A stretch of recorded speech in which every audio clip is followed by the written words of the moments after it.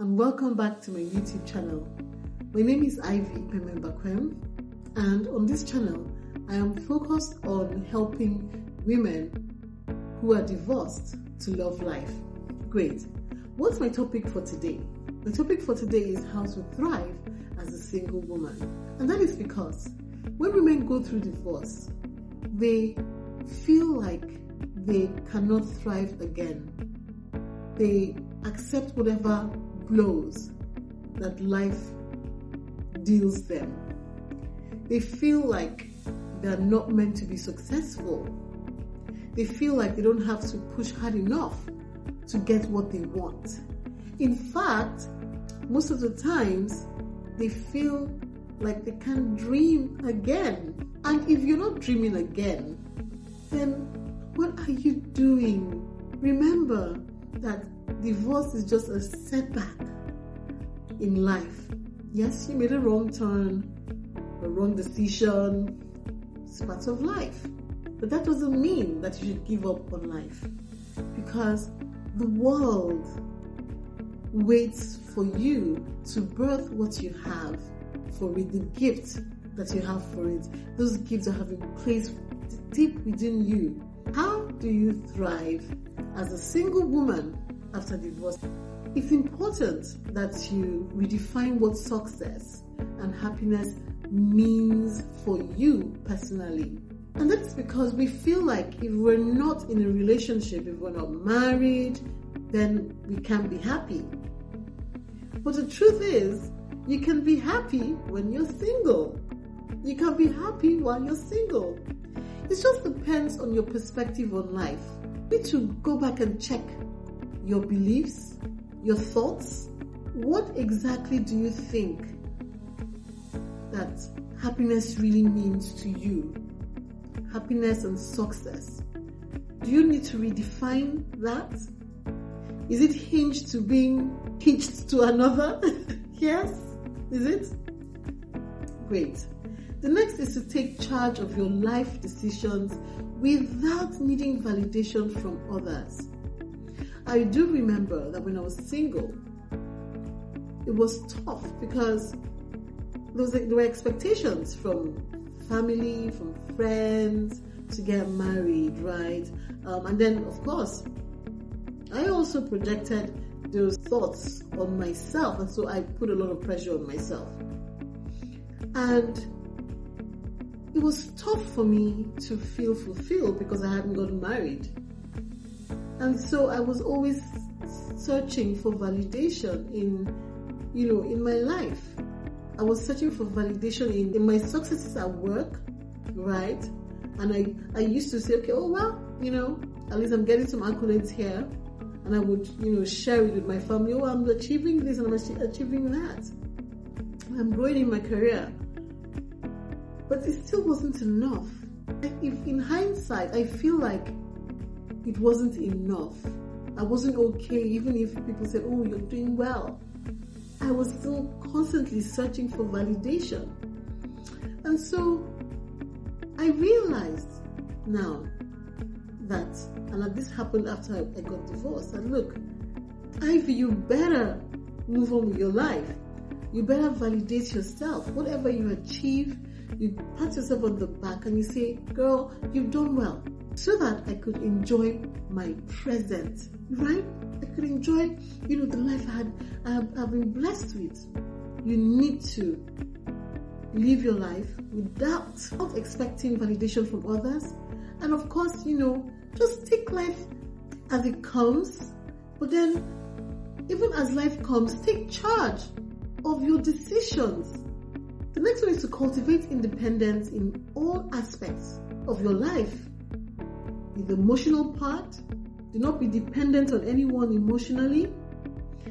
Financially, you've got to build financial independence while you're single. And then of course socially. I want to talk about this in a little bit because, for emotional and financial, it's pretty obvious. But when it comes to social, I think that a lot of times women don't really understand how you can build independence in the social aspect of your life.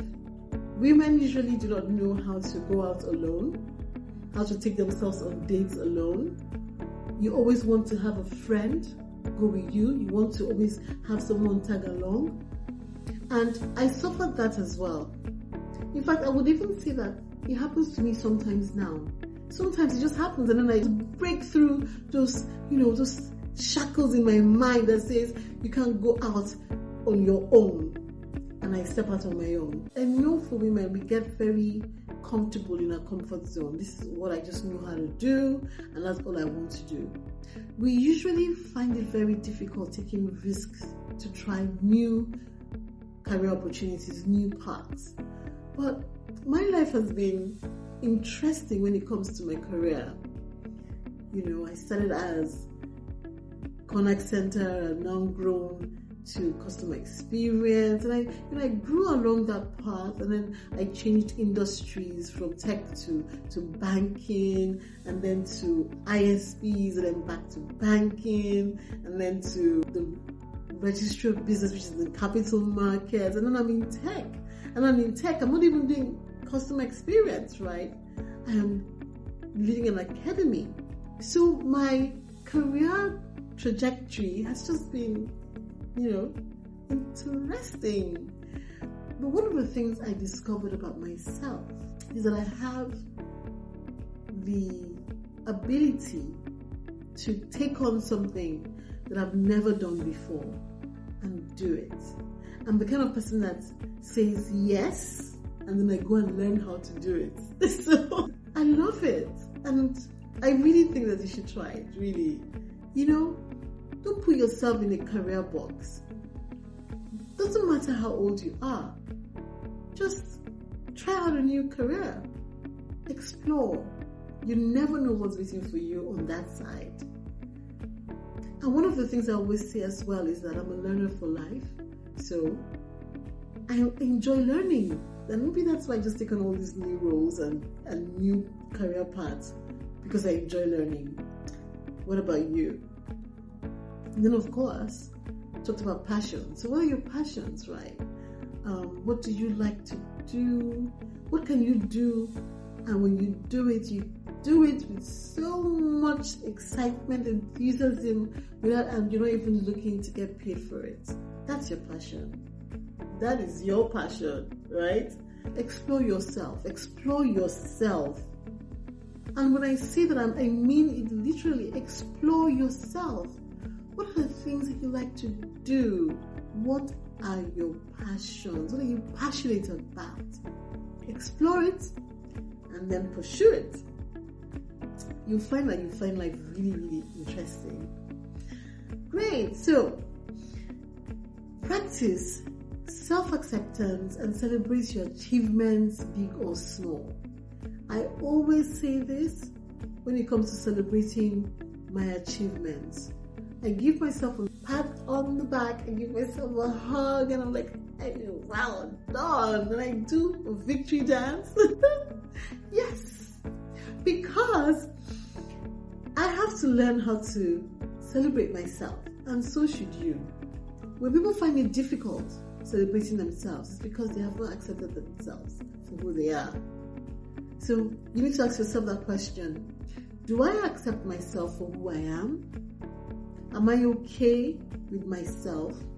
Because if you don't accept yourself, then you're never going to celebrate yourself. You will always judge yourself harshly. You will never be compassionate with yourself. You would never love yourself.